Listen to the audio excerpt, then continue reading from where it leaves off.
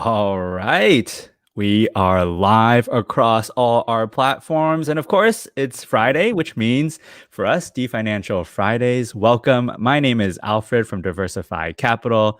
We see nodding over there. We've got Raymond joining us, right? Of course, one of the partners at the firm is always with me on D Financial Friday. Raymond, how's it going on our side? Doing good, doing good. It's one more day until tax season so far. Oh So looking man, why do you have looking to forward mention to tax that. season on a Friday show? This is I'm this trying to is get my almost done. Yeah.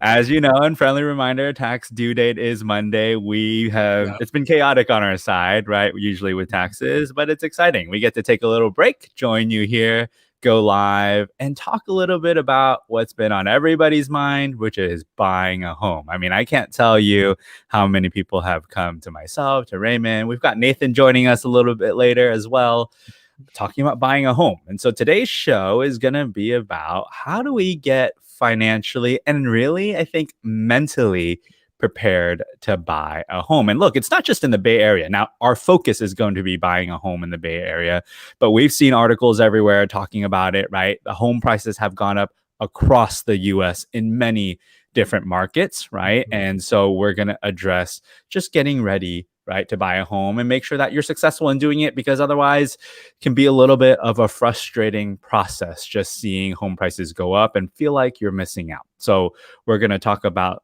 what it means to get prepared, what to be thinking about, and some top tips from there. Okay. Like I said, today we got a special guest joining us as well, who is our founder and CEO of Diversify Capital. So Nathan, add him to the stream right now. Nate, how are Hello. you? Happy Friday. You're like, Hey, You hello, guys. you added me in. been a while. Happy Friday. Yeah. Yeah, how's it going? How's it going on your side? It's great. Thanks for having me join today. Well, we're actually going to have you on back-to-back shows, right? Because we're going to have you today talking about the housing price, talking a little bit at some point why prices are going up, which ties directly into the webinar that you and I are going to do next week, which is thinking about your company stock as you're going IPO, right? What it means before you go IPO, what it means during, and what it means after. It's been a popular one for us. Probably one of our videos that had the most views last year was some of the strategy there. So you and I are going to do a new one, and that's coming to you guys next week, right? Helps explain a little bit of why there's been so much money in the market for house purchases. So you and I can't wait to do that one, of course, right? So again, next week at 3 p.m. Spoiling the audience 2 weeks in a row. Yeah, I know, right? It's like they can't get used to you having me on the show here. But first, we're also always going to start out with a little bit of a market update, and then we're going to jump into the show where we're going to bring on our resident real estate expert, Alan Canas. So he's going to be joining us a little bit later, talking about what he's seeing and answering some questions about some of the top tips, right, that we like to talk about when getting prepared to buy a home. Okay. But let's first get started, of course, in talking about the market update. But before I do that, just remember that anything that we talk about on the show is not meant for personal financial advice. It's for general education, general learning, and really to help you ask the right questions. Right now, if you're looking for specific and personal financial advice, there's a place for that. Head to our Get Started page on diversifycapital.com. Learn a little bit about how we are trying to change the financial planning, financial advisory business in a positive way, right? And of course, if you are looking for services, you can answer a questionnaire and learn how to get started. Okay. If we're talking about tax or investment advice, right? Again, this is meant for general learning and not meant to solicitate you to buy any particular product or trying to act as your tax professional. Okay. All right. So let's talk a little bit about the market. We did see a little bit of a down market, right, Raymond? Like in terms of where the numbers were. So as always, I'm going to put on the bottom here some of the market numbers, but tell us a little bit about what you are seeing, Raymond. Yeah, it's been a little bit of a rough week this week with S&P 500 down about 1.4%, Dow Jones down at 1.15%, and NASDAQ at a whopping down 2.34% this past week. So even looking at year-to-date numbers, it's even further the divide between NASDAQ and Dow Jones, where NASDAQ is still up about 4.2% for the year, but Dow Jones is at 12.34%, and S&P 500 somewhere in the middle there at 11.12%. But this week, I mean, there's still tons of inflation fears that we're seeing, especially seeing large cap growth stocks within the NASDAQ get hit quite hard. We did also receive some weekly jobless claims, which did decrease to this pandemic era, one of the lower ports of it. But overall, I think the investors are still concerned over the inflation, especially if the Fed continues to keep its course with not raising interest rates. But yeah, overall, quite a rough week. But luckily, the last 2 days, we did see the market jump back up. Yeah.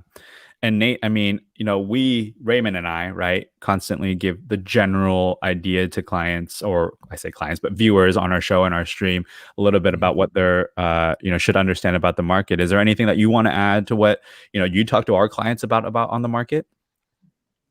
Yeah, I mean, if you're a client of ours, especially wealth management, you've probably been seeing my weekly market updates. If not, go check it out, portal.diversifiedcapital.com. But the big one is earnings. Like, we've had tremendous earnings out of growth companies. The big bank stocks beat earnings by an average of 40%, yet it's not good enough. I think valuations are just at such peak levels. We're pricing the market for perfection, and we really need earnings to be better than better. When you see 40% earnings beat out of Tesla and Facebook and Google and Amazon and Apple, that combination not move the market, it's pretty telling that growth is not in favor right now with the inflationary fears and obviously the fears of higher rates. So steady value stocks is the game for 2021, and I suspect that's going to continue to be the case at least through summer. It's interesting, right? Like, I think people talk about like market fluctuations and how there's swings happening. Is there a market top and all of that? But like fundamentally, right? Like earnings drive stock prices, right? Like if you think about it, it's like, okay, if I'm going to buy a stock, it better be because like the company is earning money. Now, it's not always the case because sometimes the earnings are negative. They're not like companies out there are losing money, yet people still buy it, right? But I think the trend of earnings tends to be what people look at, right? And to your point, when earnings are good, yet the stocks aren't doing well, it really means that things were already, quote unquote, built in or baked into the price, that people expected Tesla to outperform, yet the outperformance wasn't good enough. It's just this awkward game of the market and understanding fears. Like we talked about this last week, which is like bad news was good news, right? Like in the sense of like bad news, I think it was in the unemployment data, Raymond, that we had talked about, meant that maybe the Federal Reserve would keep rates low and thus growth stocks went up, right? Like bad news turns into good news, and sometimes good news turns into bad news. Don't tell me, or don't ask me why that is the case. I'm just explaining to you, right? These are the things that go on in the market, right? So for now, I think the takeaway is we still have inflationary fears. Growth stocks are struggling a little bit, right? Slow and steady value Dow Jones, even in the blended S&P, have been doing better, right? The last thing maybe to just quickly mention is over the last year, interest rates have been zero, right? So bonds have been completely unattractive. And now that rates are starting to move up, bonds are becoming more attractive. And so that delta of attraction between bonds and stocks is shrinking, right? When bonds pay nothing, the only stock in town or only game in town is stocks. Now that bonds are paying some yield, I think some more conservative investors are willing to go buy bonds, and they have to sell their stocks to do so. So that could be another reason. The general market is down, obviously more so on the NASDAQ, but general market declines happening as rates increase. Awesome. Cool. So of course, after the market update, we want to save enough time to be able to talk about our main topic, which is, again, if you're buying a house and you're trying to learn how to get prepared, we do a lot of this with our clients, but so does our real estate expert, right? And so we're going to bring Alan on here. Alan Canas, our resident real estate expert. How are you? I'm doing well. How are you guys doing? We're doing great. Great. We got a full stream here today, right? Look at this, like 4 people on, right? And so, but again, those of you that have, I feel like I should have a black background. I know. I think we need to change it up this year at some point. I might go to a white background at some point, right? Lighten it up. So, but again, those of you that have been on our channels may have already seen Alan been a part of basically every single one of our real estate webinars, because again, he's so helpful. He brings his level of expertise and helps us understand something that we don't do day to day, which is helping clients buy and sell real estate. Okay. So as we get into talking about real estate today, the topic and focus being how do we get someone as planners and as real estate agents financially and mentally prepared to buy, right? And so there's going to be a couple things that we're going to cover and walking through the rest of the show. And I think it would be, in a way, if we say, hey, look, if we can understand these three things, I think you will be better off after this show in hopefully buying, right, real estate for yourself. Mm-hmm. And the first one is going to be something where we're seeing a lot, right? Which is when you go into I think that's the first step, right? Like if anyone's trying to look at real estate, they pop open Zillow app, they pop open Redfin, and they start looking at the list prices, right? So tip number one, how do you actually think about, right, list price versus the sale price? Okay, so Alan, give us your thoughts about when a client comes to you talking about the price being listed at a certain number, right? And in the back of your head, you're already thinking, well, I need to start getting them prepared for what it actually sells for.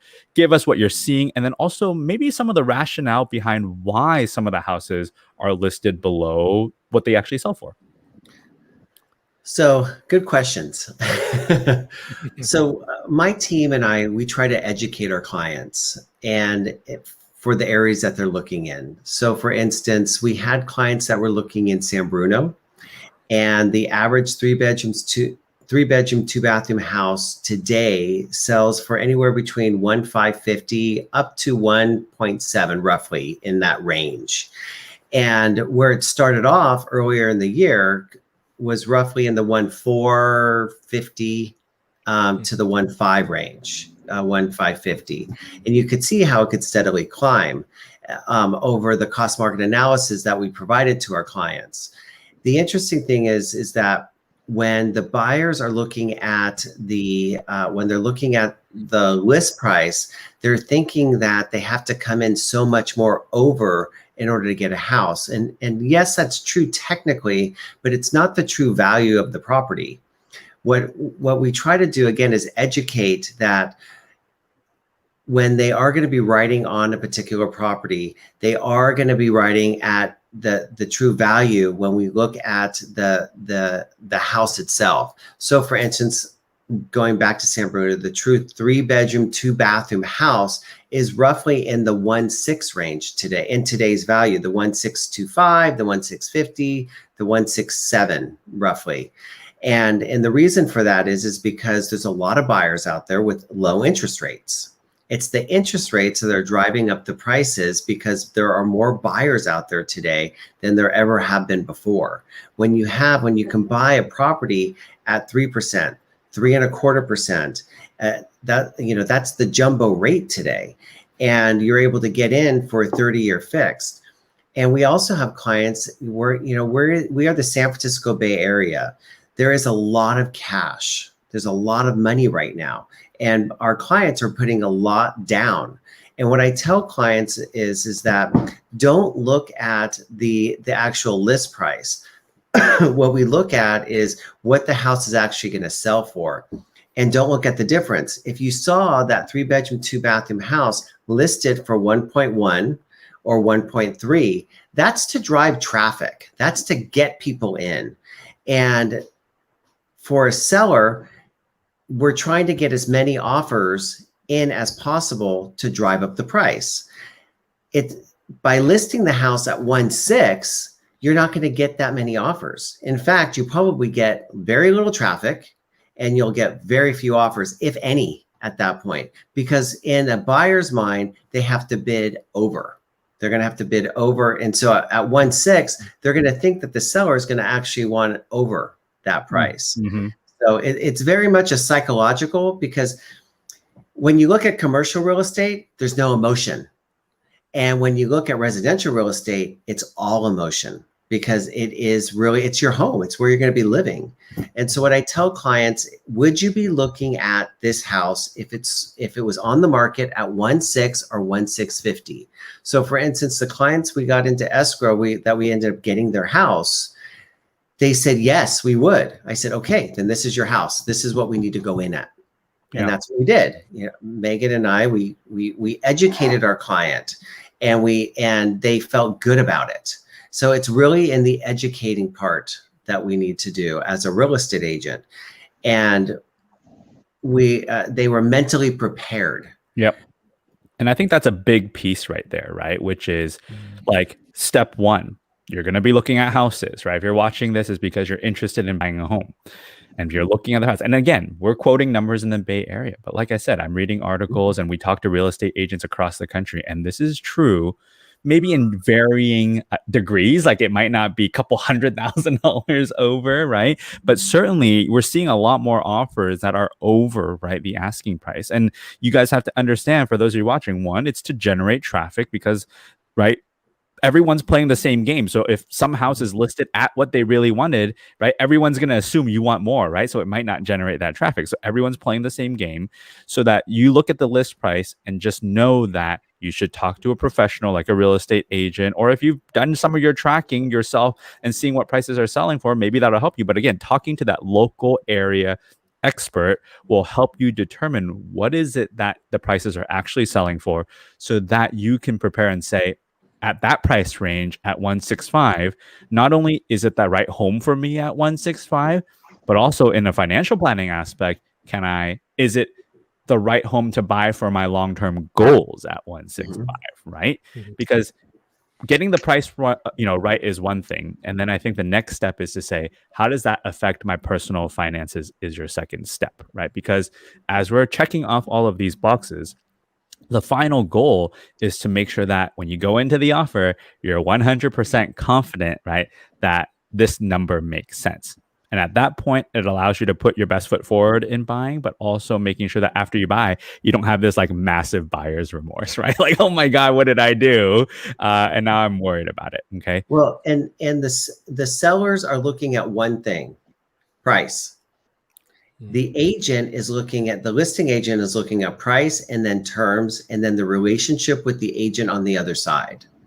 That's what they're looking at.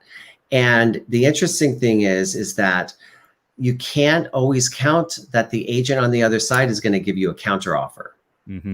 Because, for instance, the what we were working with yesterday, the agent was verbally talking with us, and luckily, this was very lucky. When we did the first round, there were 6 offers.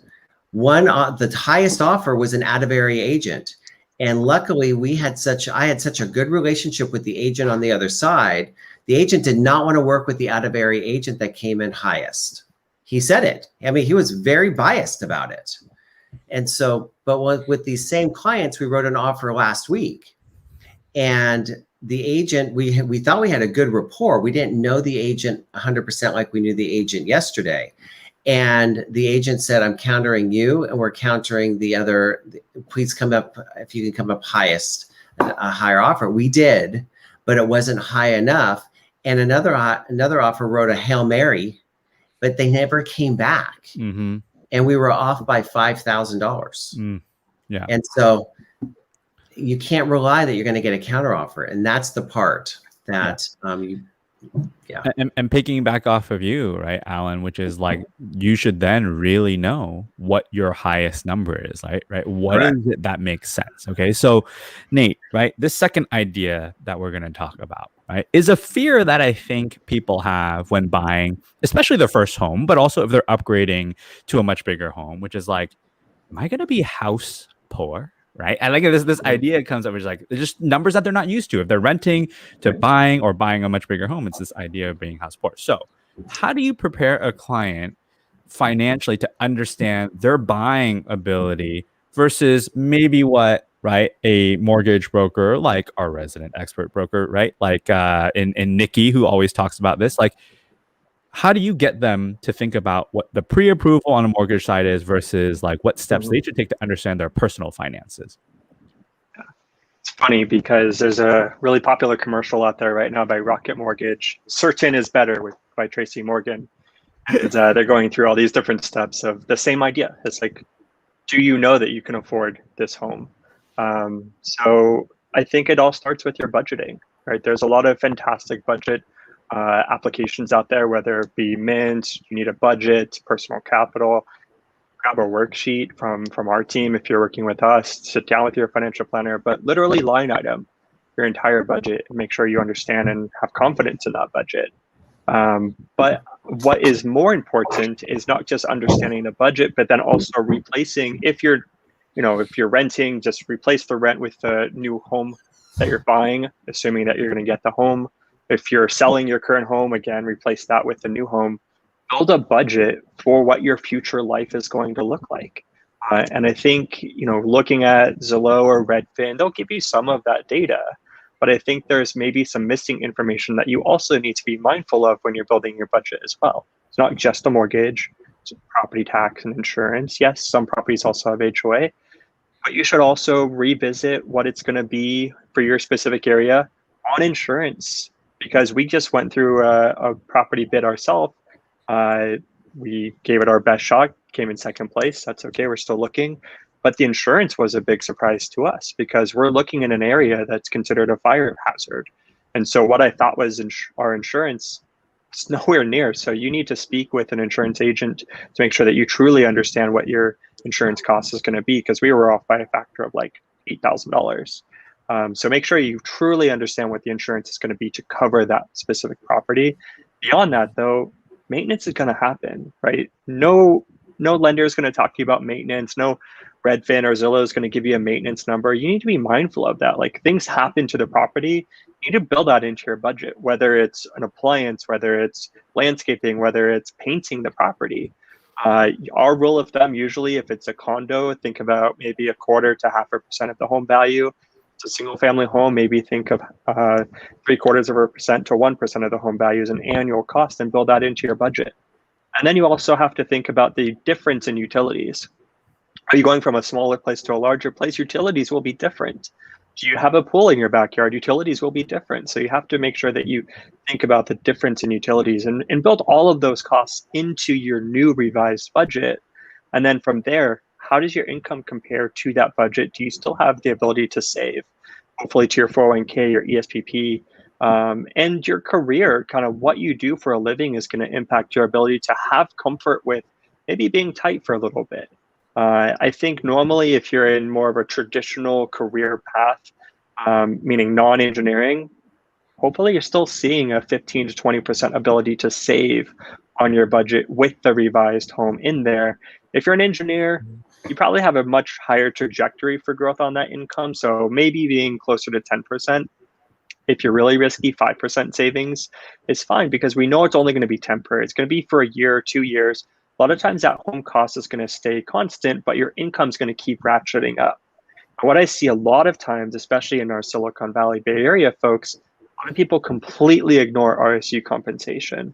That's very conservative, but you should also factor that in. Even if you want to apply a 50% discount to your equity because you're thinking the market's too high, that is still an income stream. It just so happens to be received in stock compensation instead of cash compensation, but you can still build that into your budget. And I feel a lot of clients feel like they can't afford that bigger house because they're only looking at their salary, maybe their bonus, but completely ignoring equity. A lot of our clients have 40, 50% of their entire income tied to equity. So I think that needs to be factored in as well. But at the end of the day, you need to build that budget, have confidence in that budget, and make sure that it's comfortable for you beyond what your lender's willing to give to you, because they're not looking at the whole picture. They don't know. They don't ask you, do you have 1, 2, 3 children? Do you have no children? They don't know what your lifestyle is. They just look at the income. They just look at the hard numbers of your real estate. So I think looking at the whole picture will give you more confidence. And if you're thinking that's a lot of work, guess what? It is, right? Because, I don't know how many times like a client will be like, I'm trying to put a bid tomorrow. Can we chat? I'm like, wait, hold on. Like, this is the biggest decision, right? Like, I mean, one of the biggest decisions in your life, one of the most expensive decisions in your life. Yet I think most people walk in with maybe some like, well, I'm looking at this house, it should be fine, or I think I can afford it, right? But having that clarity going into it certainly will make your offer much more confident. And when it looks confident, feels confident, right? The listing agent on the other side will feel it, right? What I mean by that is they'll feel the number being your strongest and best. And if you don't end up winning, at least you can walk away and saying, you know what, I gave it my best. That's okay. Instead of wondering like I lost it for $5,000. That's kind of a hard pill to swallow, right? I think when you fall in love with the property, like it's so disappointing to find out you lost it by $5,000. So when you truly love a property and you have that confidence in your budget, I'm working with Alan's team right now. Like, we run a few $100,000 higher because I had that confidence in the budget. When you find that home you truly love, don't lose it by 5, 10, 20, even $50,000. Yeah. And I also think that, right, like, and we'll talk about like reasons for buying and the fear of buying in the top of the market as our third tip right here in just a second. But I do feel that most people, and we talked about this with Nikki a couple of times, which is like they ground their decision on what the purchase price is on something that's very arbitrary, right? Like they'll say, you know what, I want to buy a house at this price because it matches my current rent. I'm like, okay, but like, you know, like how does that, like what, right? Like, so true, right? But like we hear that all the time, guys, right? Like we're laughing about it, which it's true. But it's like I want that monthly payment to equal my rent, because then it'll feel normal. And guess what? And human nature says that we don't like change, right? And so by having that payment equal my mortgage equal my rent, nothing's changing. Yet, like, we're not taking all of these other things into consideration. We're not even considering whether your current rent is appropriate for your long-term goals, right? Like, and so I think just saying that, right, there's a lot of just arbitrary like anchoring that you really need to dive into it to really see it make sense. Like, ultimately, what Nate said, you do all those steps, and I think you'll get you 80% there. Like, to take it one step further, if you're working with the planner, what you really would do is run a financial model and say, if I bought at 1.6 versus 1.8 versus 2 million, or whatever the price range is, but put in some increments, how does that change your retirement success or whatever your long-term goals are? Guess what? There's abilities to do that. And with most of our clients, if we're truly being thorough, that's what we do before they go in to buy. And they really then have an idea of saying, look, even if I went this high, right, if I'm saving less than I normally am, that less than I normally am is still sufficient for me to hit my goals for retirement, right? You cover all those bases, then you can go in really confident about, right, the home purchase. One of an interesting thing that you can show somebody is that if they're paying $5,000 a month rent, times 12 is $60,000, and then multiply that by 5 years is $300,000. Usually at that point, their jaw drops. People don't think about that. Yeah. That's a lot of money to be paying somebody else's mortgage. And that's what you're doing by renting. It is, right? And you also can go the other way, right? Which is, hey, like, if, you know, there are situations that we run across, right, where, you know, maybe, right, and this is a question that we're going to talk about with Raymond, is like, how long are you anticipating for buying for, right? Because if they're buying for a shorter time frame, maybe they're in some specific situation where they're in a rent-controlled SF apartment, right, and they're wanting to buy just to buy. Maybe the cost of buying, right, because there are sunken costs to buying as well, maybe that outweighs the rent, right? Like, and the idea is, Alan, right, to your point, like understanding and showing both sides and be like, you know what, it does make sense to buy because the sunken cost, right, is less for buying than it is to rent, or in some rare cases, it's the other way, right? So this comes to that third side, right, which is, I think, because of what we've all talked about and how housing prices have gone up dramatically, right, or, right, especially with more buyers and all of this, there's this fear, I think, of that this is like some top, right? Some artificial top. And I feel like people talk about this with the stock market, right? With everything, that somehow this is the top and it will never cross this. Yet the true thing is that over time, asset prices increases, right? Like you've never seen a top and stopped from there. Okay. So when you talk about, Raymond, with your clients, like, how do you get over that hump? What is it that you kind of hone in on in terms of like what they're buying for, to help them with that decision of, are they really, you know, buying at the top, or should they be focusing on that even? Yeah, I mean, I think it goes back to what is their main purpose of their home, right? So much of it is a decision that they want to have a home to live in and have a backyard and not have to pay the rent and have their own property. So, you know, when I'm talking with clients, it's really understanding the purpose of this home. It could always be a starter home where they might have to buy as large of a home if they can't afford it quite yet. Because even on average, and then we're seeing people stay within houses for 5 years, and used to be around 7 years. But this first home doesn't always have to be your forever home, right? So, as we're going through these numbers with our clients, really understanding the finances behind it, making them comfortable with their purchase, and knowing that they have enough income to purchase it, I feel like this does help with getting them over the hump and purchasing a home with their decision that they want to do now, right, and having a home. Yeah. And I think to what you're saying, that timeline, right? 5-7 years. And I think it's like any other investment that we're making, which is, look, I'm not here to tell you that, housing market prices haven't gone nuts, right? I'm not here to tell you that things don't seem high, but I'm here to tell you that, right, if you're trying to buy for 1 to 2 years and get out of the house, it's probably not the right decision in any case. I don't care where the market is, right? Buying to 1 to 2 years is not the right decision, right? But if you're looking at this home and thinking what Raymond said, what are my reasons of buying? If it's because I need a little bit more space, well, is that space going to be enough for us for the next 7 years, right?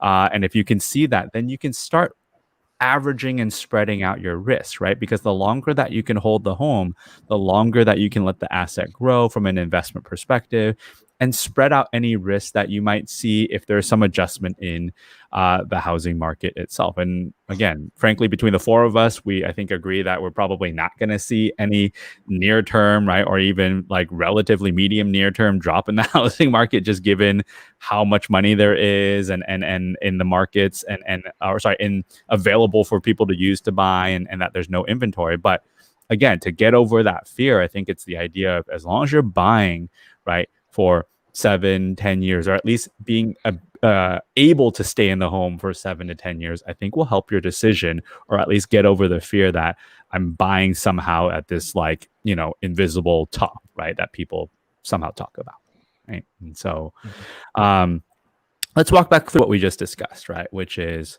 right, from someone starting to buy a house, which is they start looking at prices, you follow what Alan said, which is you look at the list price and you think, right, you have to prepare yourself and educate yourself, right, what the true sales price, what the true worth of the home is. And that's number one, because otherwise you're going to have sticker shock. Okay. Otherwise you're going to put in, 15 offers.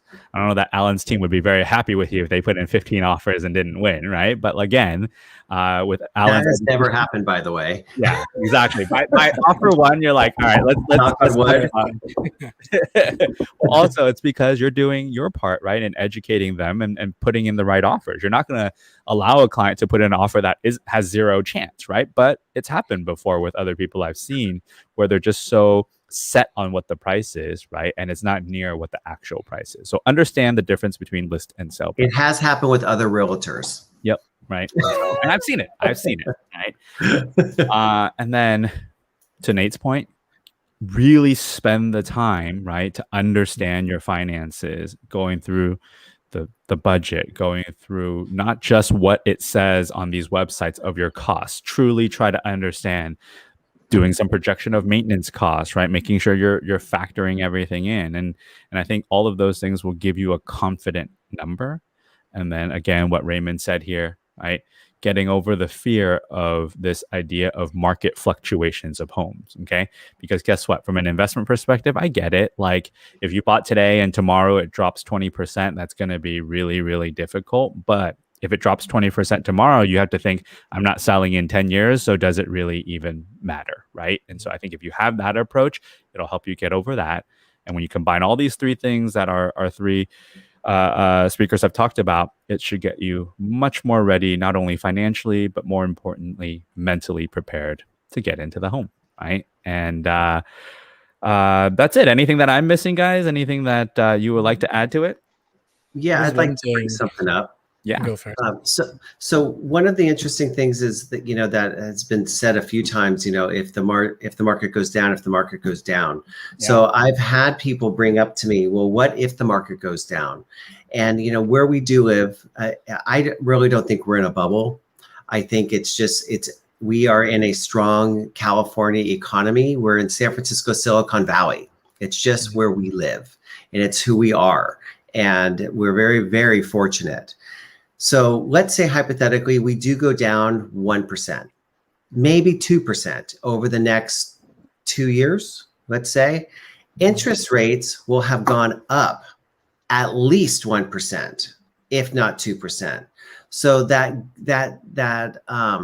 savings that you think you're going to get, you will have lost over the many, many years of 30 years that you're going to have a mortgage in money that you're going to be spending on that mortgage. That savings will be gone.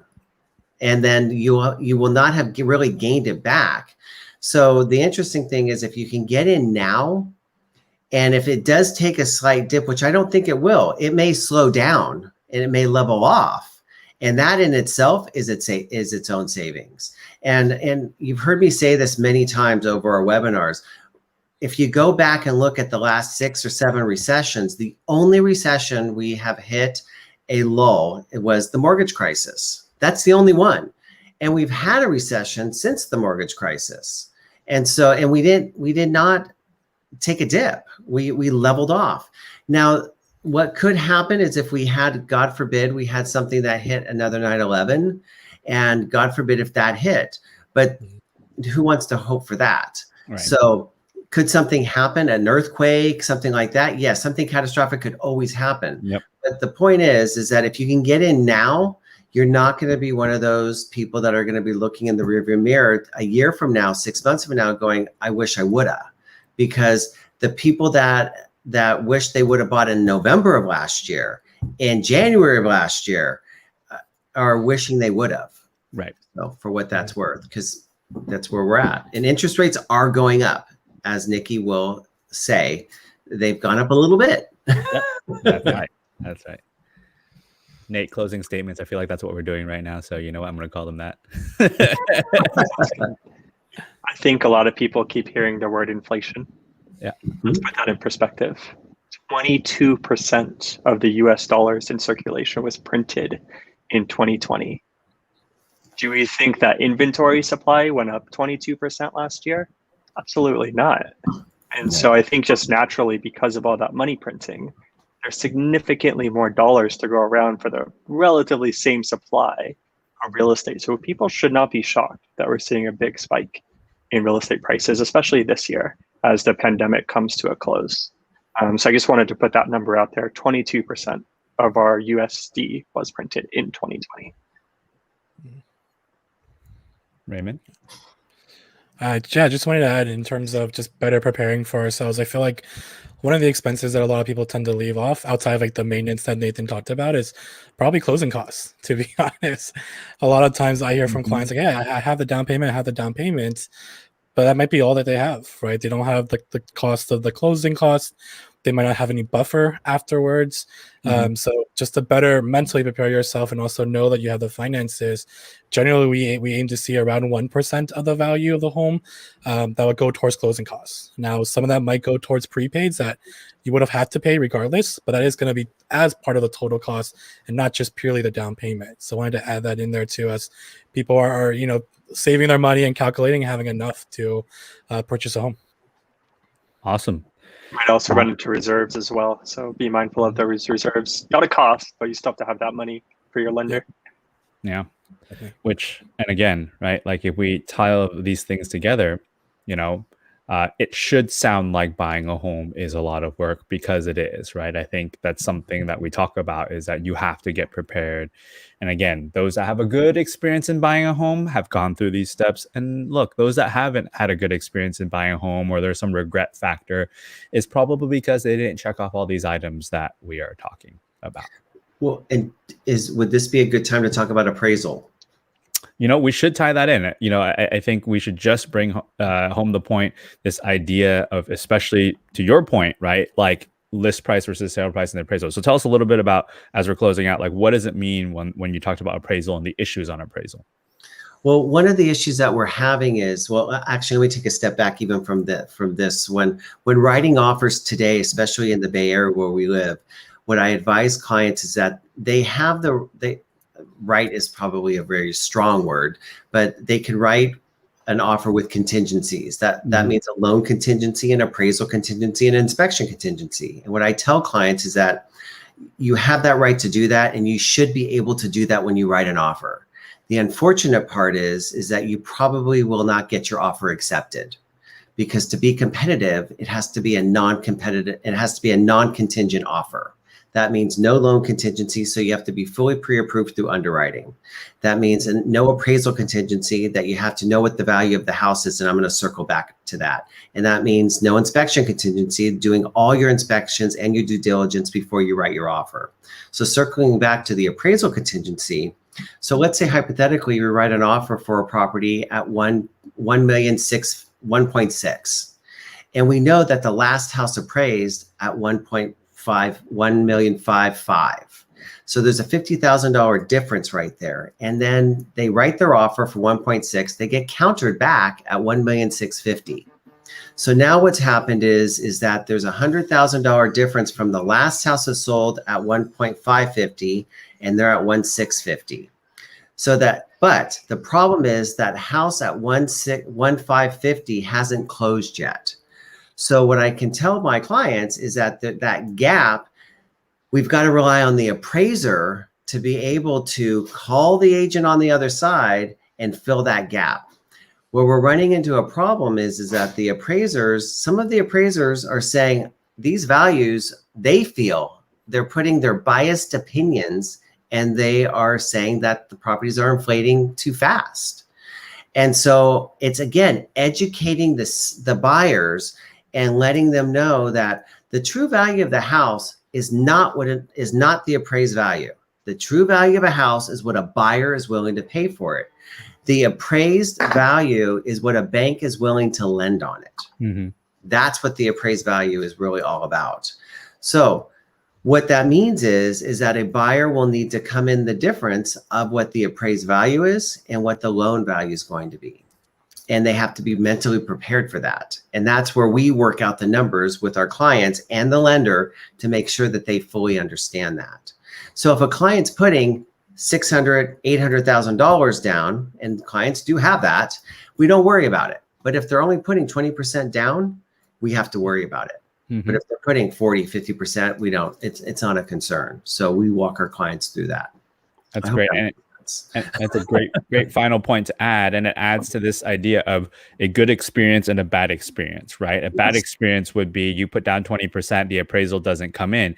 And again, we're quoting numbers in the Bay Area, but these situations are happening across the US. So again, use the numbers that make sense in your area, but apply the same concepts, right? And if you have an issue where appraisal is a problem, to Raymond said, if you didn't have enough of a buffer, all of a sudden you have to step away from the home. If you didn't have the contingency there to be able to say you can back out, all of a sudden now you have this risk of losing what you put down as an initial deposit. Not a good experience, right? Mm-hmm. Which is why you make sure, right, all these things about education and thinking about it, right, needs to be done before you decide to go put an offer on the home, right? I think, ultimately you can hear us say, don't necessarily rush into do it. Make sure you've educated yourself so that when you go into it, it's a successful story, right? And so awesome. Well, thank you guys for joining me and Raymond on our The Financial Friday show.